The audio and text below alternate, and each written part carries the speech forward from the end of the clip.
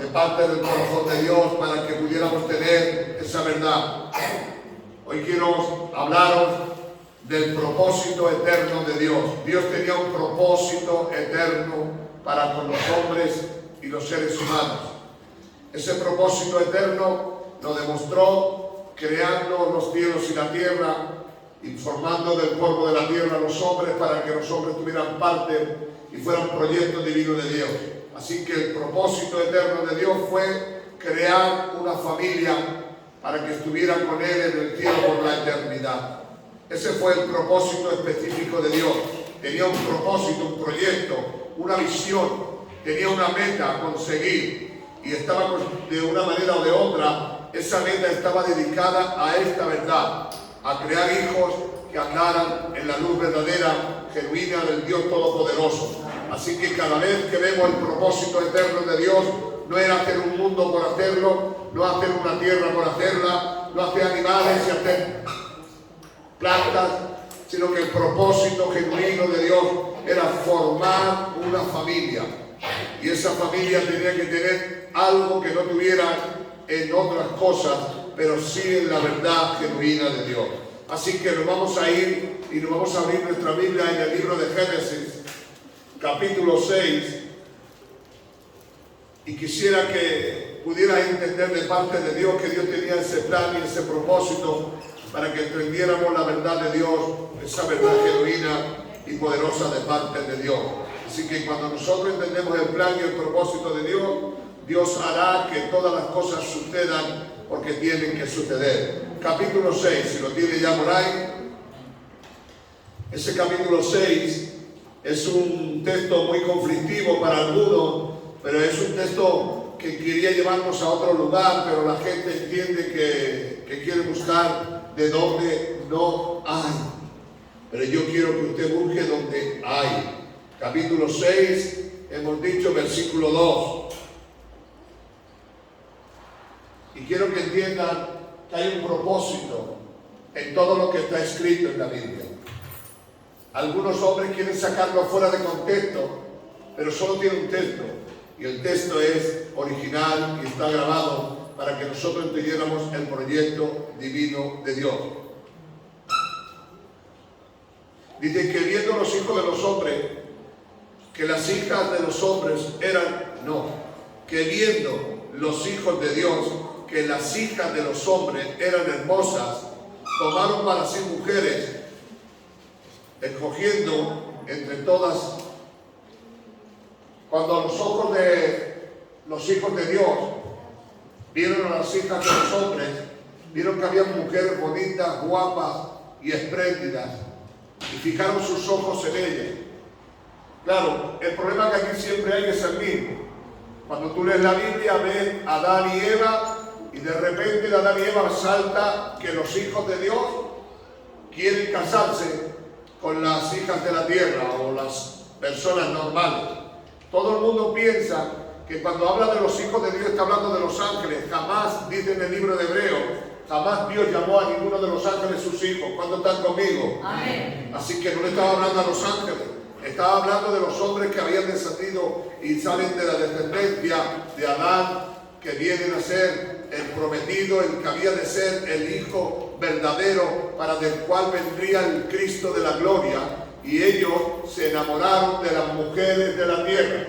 Ustedes se acordarán conmigo cuando Caín y Abel pelean, sucede algo. Es que Caín mata a Abel. Y cuando lo mata, ¿qué es lo que sucede? Dice que Caín, marchándose, se fue. ¿Qué le sucedió a Caín? Que se enamoró de las hijas de ¿quién? ¿De quién eran los hijos que estaban allí? ¿De quién eran las hijas? Pregunto, o sea, no... De Adán y Eva. Pero ¿de quién eran las hijas? Las hijas eran de los hombres de la tierra, hombres que no vivían conforme al proyecto de Dios, hombres que no andaban conforme a la visión de Dios, hombres que no habían tenido un encuentro con el Dios del cielo. Igual que Dios creó los peces y los seres, también creó a los hombres a la misma vez en todos los lugares y en todas las planetas de la tierra. Lo que pasa es que eso da escándalo decirlo porque solamente podemos basarlo en lo que está en la Biblia. Pero cuando salieron de allí, entraron en ese lugar, dice que los hombres pusieron los ojos sobre las hijas que no eran las hijas de Dios, quiere decir que no era la descendencia de Adán y Eva, sino que era otra descendencia que estaban allí y pusieron sus ojos. ¿Y qué es lo que sucedió? Sucedió algo espectacular, que Dios estaba en contra de ese plan y ese propósito, porque Dios había escogido a ese pueblo para que fuese un pueblo diferente. Dios quería llenar el cielo de hijos, no de criaturas, de hijos creados, porque solo a Adán y a Eva se les sopló el espíritu y el aliento de vida. Solo Adán y Eva fueron los que se levantaron y entendieron el plan y el propósito de Dios, y de ahí vendría el Cristo de la gloria. Cuando usted lee la Biblia, verá que en la Biblia hay muchas guerras, pero Dios solamente se preocupaba del pueblo de Israel, porque de él descendería el Cristo de la gloria. Siempre había sido marcado. Por eso usted cuando ve que el faraón mató a los primogénitos, ¿por qué? Con el mismo propósito. ¿Cuál era el propósito? Exterminar para que no llegara Jesús a nacer. Cuando Herodes se entera que nace el Cristo, lo primero que hace Herodes es matar a todos los primogénitos. ¿Cuál era el proyecto? ¿Cuál era la visión? En que el Cristo de la gloria no naciera. Pero yo no me quiero meter en este asunto, quiero llegar al asunto en el cual quiero que intentamos todo de parte de nuestro Dios. Vamos a pedir a nuestro hermano Eusebio que nos lea este pasaje, capítulo 6, versículo 2 al 7. Es una historia que quiero que tú pongas oído. Y viendo los hijos de Dios que las hijas de los hombres eran hermosas, tomaron para sí mujeres, escogiendo entre todas. Y dijo Jehová: no contenderá mi espíritu con el hombre para siempre, porque ciertamente él es carne, mas serán sus días 120 años. Había gigantes en la tierra en aquellos días, y también después que se llegaron los hijos de Dios a las hijas de los hombres, les engendraron hijos. Y estos fueron los valientes, que desde la antigüedad fueron varones de renombre. Y vio Jehová que la maldad de los hombres era mucha en la tierra, y que todo designio de los pensamientos del corazón de ellos era de continuo solamente el mal. Y se arrepintió Jehová de haber hecho hombre en la tierra, y le dolió en su corazón. Y dijo Jehová: raeré de sobre la faz de la tierra a los hombres que he creado, desde el hombre hasta la bestia y hasta el reptil y las aves del cielo, pues me arrepiento de haberlos hecho. Bueno, aquí hay una verdad que debemos de destripar dentro de esta verdad.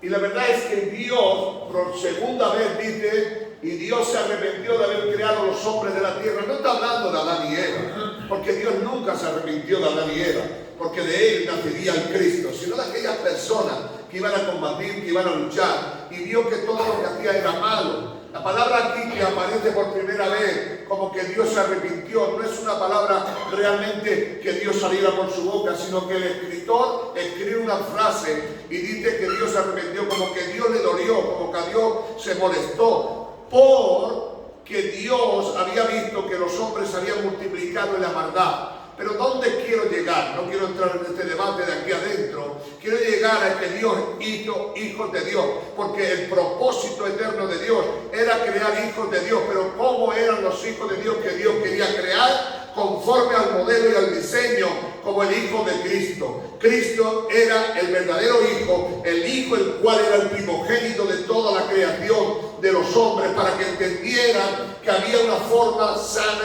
y limpia para vivir. Hoy más que nunca necesitamos entender de parte de Dios, que hoy más que nunca necesitamos ser hombres y mujeres de Dios. ¿Cuál es la meta que tú y yo debemos conseguir? Conseguir el propósito eterno de Dios. Si Dios nos creó como hijos, vivamos como hijos. Los hijos están para honrar al Padre, para servir al Padre, para que el Padre se sienta dichoso de sus hijos. Los hijos están para obedecer a su Padre. Pues Dios dice que es la primera promesa con bendición cuando los hijos honran al Padre.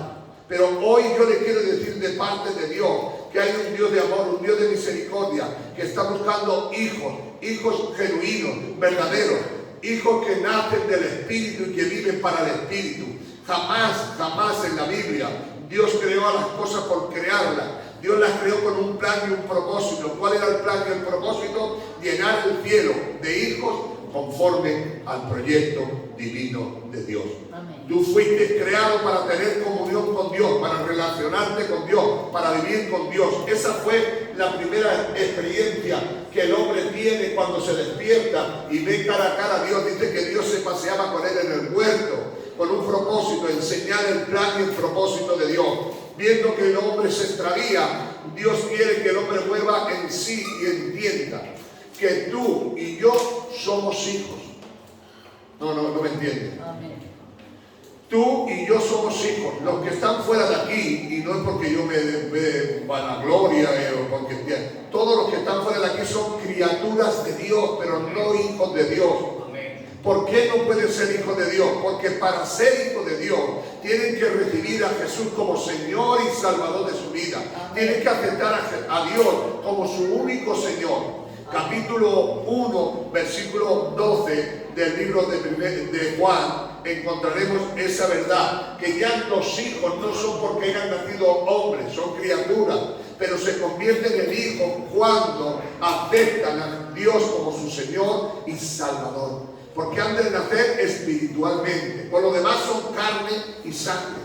Pero cuando nacemos por medio del Espíritu, tenemos un plan y un propósito. Tenemos una meta a conseguir. ¿Cuál es nuestra meta? Ser como Cristo.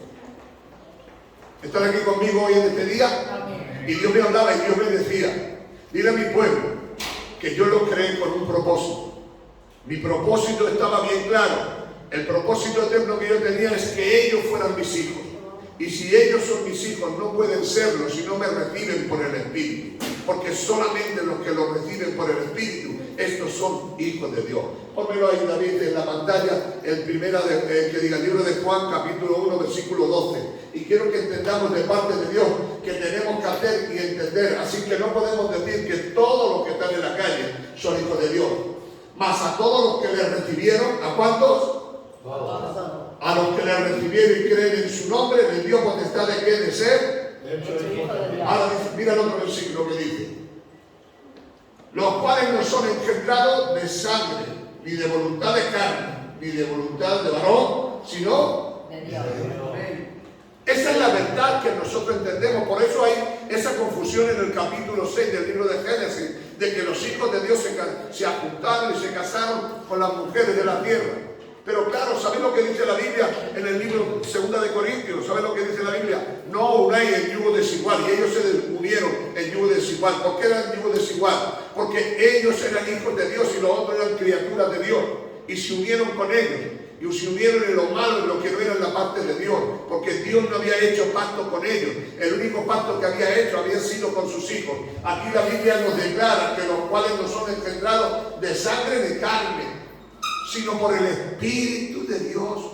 Así que cuando tú recibiste a Dios, te convertiste en un hijo de Dios. ¿Y cuál es tu meta? ¿Cuál es tu propósito? Ser un buen hijo y ser un hijo de Dios. Ser un hijo que anda y camina, que mira por su familia, que entiende que su familia es lo más importante. Por eso el Señor nos dice en esta noche: ¿en qué tienes puestos tus ojos? ¿En esta tierra? No todos tenemos la misma idea. No todos tenemos la misma visión, pero sí todos somos, si hemos nacido de nuevo, verdaderamente hijos de Dios. El apóstol Pablo es un personaje que tiene claro cuál es su meta. Su meta es ser como Cristo y luchar como Cristo. El libro de Filipenses, capítulo 3, versos 12 y 14, encontramos algo como hijos de Dios que somos. Y es que el verdadero hijo es como el que Cristo. ¿Ahí lo tienen? No es que lo haya alcanzado ya, ni que ya sea perfecto, sino que prosigo por ver si logro así aquello para lo cual fui también asido por Cristo Jesús. La palabra asido es como si te coge así, has sido cogido para esta cosa. Hermano, yo mismo no pretendo haberlo ya alcanzado, pero una cosa hago, olvidando ciertamente lo que queda atrás y extendiéndome a lo que queda delante. ¿Qué es lo que quedaba delante? El otro versículo: prosigo a la meta, al premio del supremo llamamiento de Dios en Cristo Jesús. Esa era su única meta: ser igual a Jesús, caminar como Jesús caminó, vivir como Jesús vivió, pensar como Jesús piensa. Porque ¿sabes qué? La Biblia declara y Dios le dice: tú eres mi hijo amado, en quien yo tengo complacencia. Ahora la pregunta sería esta: Dios se complace de ti, como vives, como andas, como caminas. Estás andando como un verdadero hijo. Dios puede decir de ti, como dijo, me complace como vives, como andas. Verdaderamente es un hijo que da honra a su padre. Verdaderamente, cuando hablan de ti, se puede levantar Dios diciendo, verdaderamente este es mi hijo. Podrá decir Dios en esta tarde, como dijo de Job, he aquí mi hijo que anda bien, que es justo, recto y limpio del corazón. Verdaderamente Dios nos está llamando a que seamos imitadores de Cristo, para que podamos alcanzar aquello por lo cual Dios siempre ha luchado, que es el propósito eterno, es tener una casa llena de hijos que sean fieles y que vivan conforme al proyecto de Dios. Él no quiere tener un cielo lleno de personas que van cada uno por su cuenta, que se dicen hijos pero viven en desorden y están fuera del control de Dios. Nuestra meta siempre tiene que ser una: ser igual que Cristo, caminar como Cristo caminó, vivir como Cristo vivió. En toda situación y en todo momento debemos de pensar qué haría Cristo en este momento, cómo se comportaría Cristo en este momento. No olvidemos nunca que Dios es compasivo, que Dios es amoroso, que Dios es poderoso. No olvidemos nunca, hermano, que Dios cuando cae te levanta, porque nunca debes de olvidar que Dios es tu Padre. Voy a ponerte solamente un minuto y hacerte frente a ti. Hermano, cuando a ti tu hijo te pide pan, ¿que le das una piedra? Pregunto, ¿le das una piedra? Cuando te pide un pescado, ¿que le das una serpiente? Quiero que entiendas de parte de Dios. Si tú, siendo malo, sabes hacer buenas cosas, ¿cuánto Dios no hará por ti? Si tú le pides, Dios está presto a ayudarte y a socorrerte.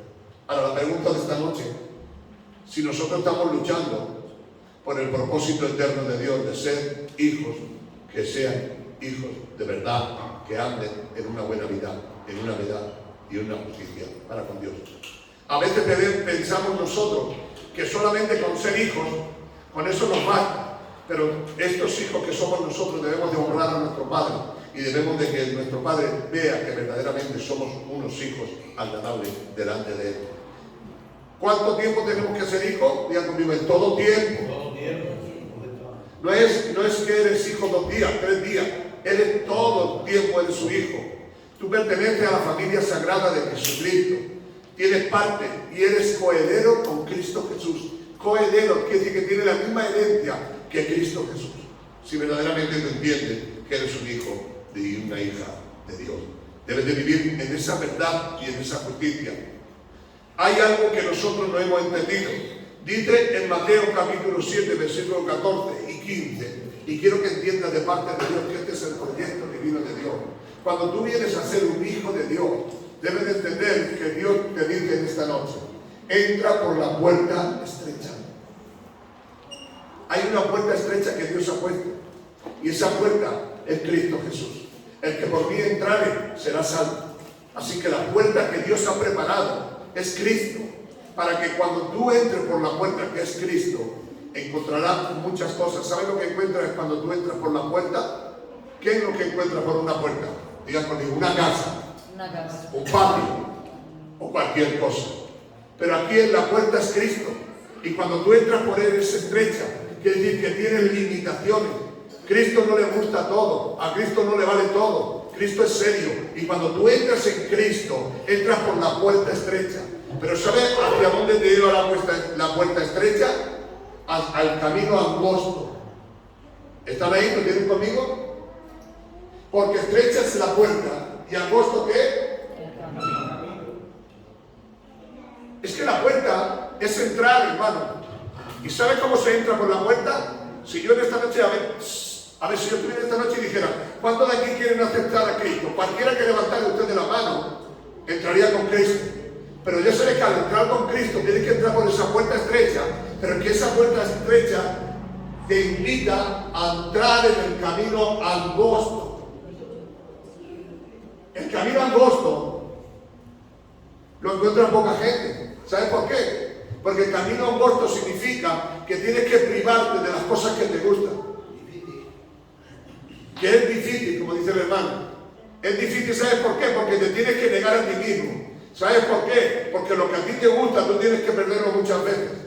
Entonces cuando tú entres, es fácil entrar por la puerta angosta, pero es que la puerta angosta solamente es la antesala para entrar en el camino angosto. Así que la puerta pequeña te lleva al camino angosto. ¿Cuál es el camino angosto o estrecho? ¿O cuál es el camino oprimido?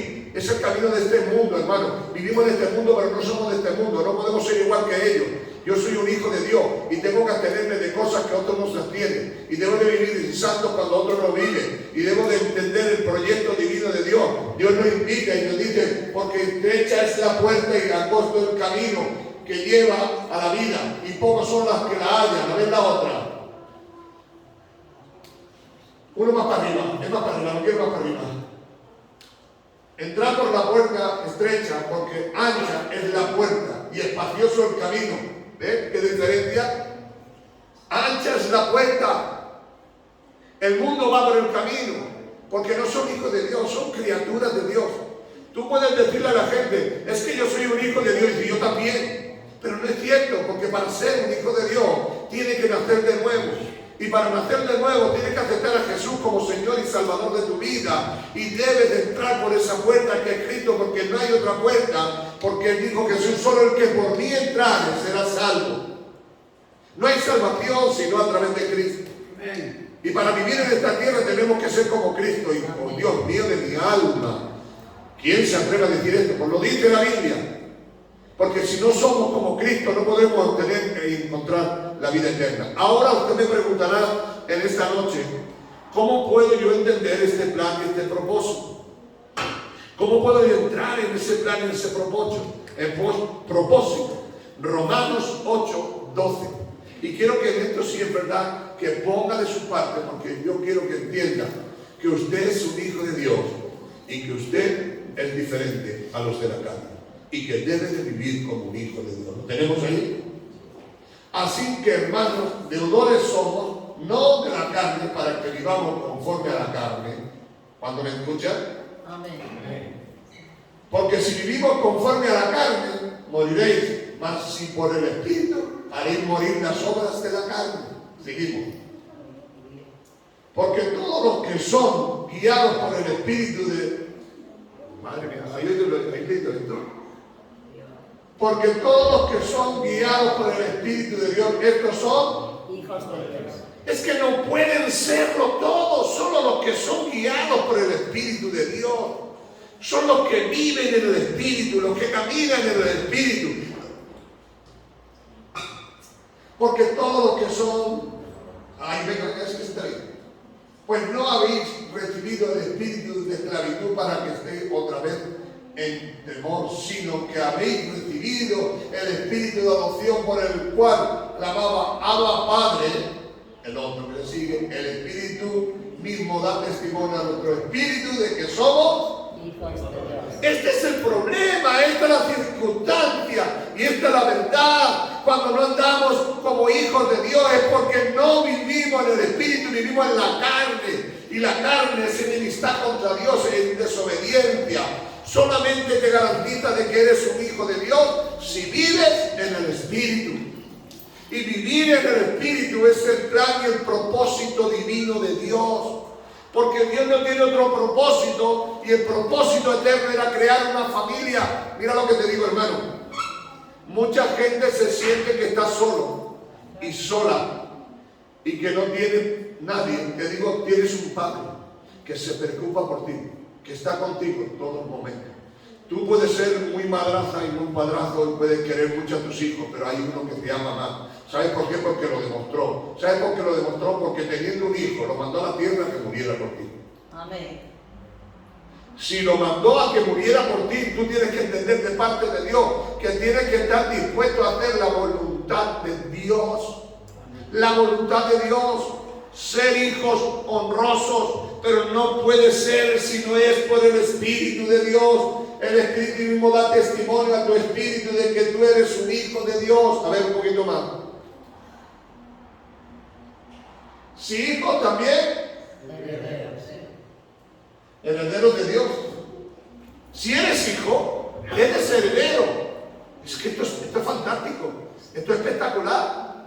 Quiere decir que tu nombre, mire hermano, tu nombre está escrito en el libro de la herencia de Dios. Amén. Porque si tú no estás escrito en el libro, no podrás tener parte con Dios. Cuando salen los 70 a predicar por todas las plazas, por todos los pueblos, vienen gozosos y alegres y le dicen: oh Señor mío, ¿qué cómo ha sido? Maravilloso. Aún los demonios se sujetaban, los paralíticos se levantaban y los enfermos, y le dijo el Señor: eso no es nada, eso no es mucha cosa. Más bien gozaos y alegraos porque vuestro nombre está escrito en el libro de la vida. Amén. Así que el Señor nos dice: si hijos, también herederos de Dios y coherederos con Cristo Jesús. Así que si padecemos juntamente con Él, para que juntamente con Él seamos glorificados. Queremos ser glorificados, pero no queremos sufrir. Queremos gozar en el reino de los cielos, pero no queremos negarnos a este mundo. Queremos ser hijos. No sé cuánto me entienden, tengo que hablar en inglés. ¿Estoy hablando en español? Amén. Quieren disfrutar de las cosas de Dios, pero quieren disfrutar del mundo. Contradicen. Porque el mundo y las cosas de Dios van en contra. El que ame las cosas de este mundo, el amor de Dios no puede estar en él. Es algo que es así. Tú tienes un hijo y lo quieres y lo has cuidado y lo has enseñado, le has dado todo. Y tu hijo se va para los caminos y llega un momento que tú no puedes hacer con él nada. No puedes hacer nada. Así que esta es la verdad que nosotros debemos entender. Somos coherederos con Cristo. Pero nunca olvides, nunca se te vaya de la mente. Si quieres ser parte de Dios, tienes que ser un hijo de Dios.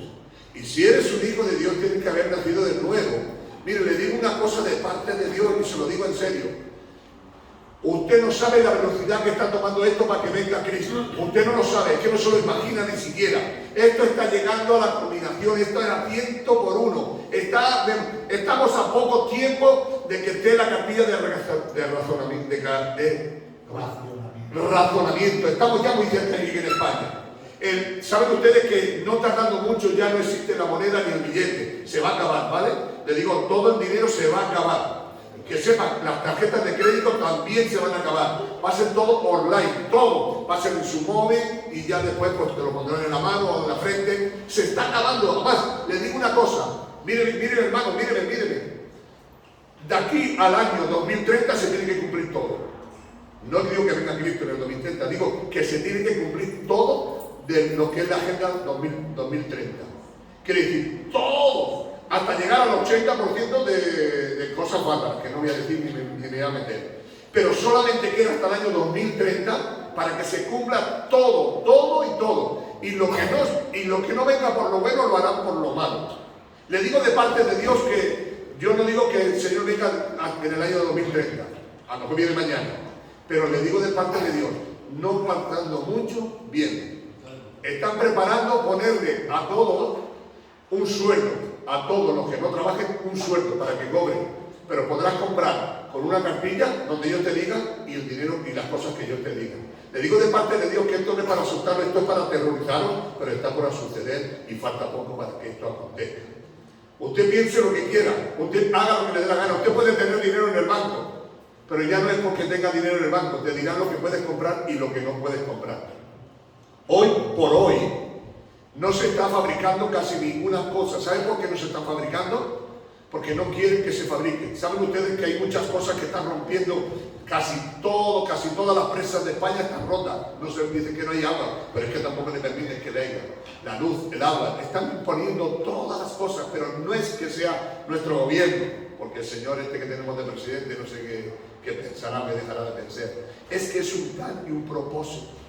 Es un plan y un propósito para que sea este gobierno que le alce de levantar. Llegará un momento que clamen y que dirán: mira, nosotros que nos pongan un presidente que nos dé de comer y que nos date, y nos da igual que sea el demonio que Dios, porque está ya a las puertas. Tómeselo en serio, usted es un hijo de Dios, coheredero con Cristo Jesús, tiene herencia en el cielo. Usted puede participar de todo lo que Dios tiene, de las calles de oro, del mar de cristal. Usted tiene allí un reino donde no hay llanto, ni dolor, ni enfermedad, ni muerte. Pero depende de usted. Tiene que ser un hijo de Dios. Y si es un hijo de Dios, tiene que andar como Dios quiere. Esta es la verdad de todo esto. Hermano, ¿creéis que Dios se puede jugar con Dios, que alguien puede engañar a Dios. ¿Creéis que podemos meter un gol a Dios así? Yo no sé jugar al fútbol, pero que le podemos hacer y hacer un puente de eso y meter un gol. A Dios no hay que le metan gol, hermano. Él es el mejor futbolista del mundo, no hay quien lo toque, no hay quien lo pare. Él es Dios. Y creemos que nosotros podemos meter un gol a Dios. No se le puede meter un gol a Dios, hermano.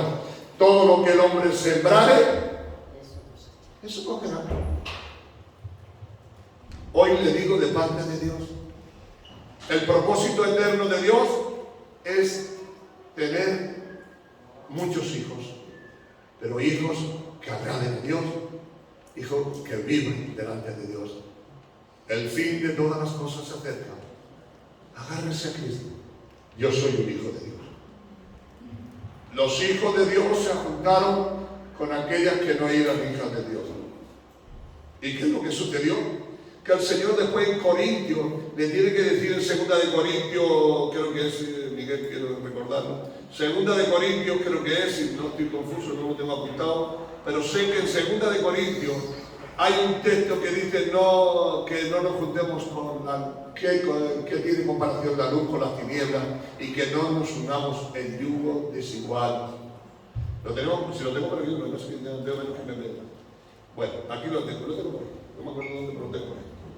En 2 de Corintios nos habla de algo muy importante. Dice, no unáis a ellos y yo os recibiré. Dice en hebreo, no unáis en yugo desigual y yo os recibiré. Dios quiere recibirnos, pero andemos como hijos de Dios. En 2 de Corintios, capítulo 6, verso 14. Lo tengo aquí apuntado, ¿verdad? Lo tengo aquí apuntado. 2 de Corintios 6, 14. Nos dice eso, no nos unamos en yugo desigual. Cuidado, hermano. Tú eres un hijo y una hija de Dios. Tú tienes que mirarte y ser tu meta. Cuando te equivocas, vuelve de nuevo a empezar, porque hay un Dios de amor y de misericordia. El apóstol Pablo dice, no pretendo haber alcanzado ser igual que Cristo, pero una cosa hago, olvidarme de lo que me paso y sigo de nuevo, porque solo tengo una meta. Y mi meta es ser como Cristo. Si Él sufrió, yo quiero sufrir para que cuando Él reine, también pueda reinar con Él en el nombre de Jesús. Amén. Cierre sus ojos, vamos a orar a Dios. Que seamos esos hijos que Dios se agrada